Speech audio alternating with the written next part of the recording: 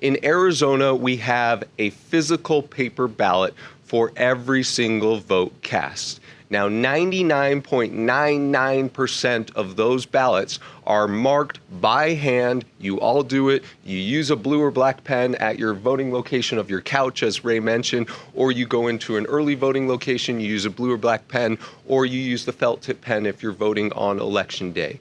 There is a very, very, very small number of people who use the accessible voting devices that are available at the voting locations that are those for who need audio or visual or ambulatory assistance. And this device, which has a screen, you can touch it and it will mark a paper ballot. So you will still have a paper ballot associated with it, but fewer than 500 people use these for the November 2020 election. And it is, again, for those who need assistive needs. Some people have used voting machines in the context of a digital voting device. Now, the number of jurisdictions that have those are vanishingly few. 93% of jurisdictions in the United States now have a paper ballot for every single vote cast, and Arizona has long been the case in that respect. There are 7% of jurisdictions where you can still transmit a vote through a digital format and it doesn't produce a paper record.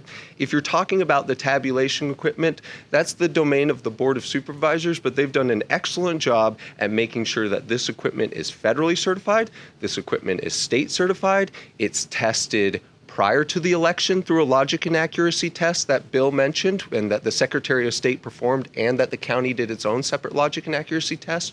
We do a post-election hand count audit by the political parties. The political parties sit in groups of 3 and they count a statistically significant number of ballots and then they match that to results that they do not know but which are the machine rolls. They make sure that it matches. It matched 100% in the 2020 general election. It matched in the August primary. Our machines have worked. They've always gone through the test.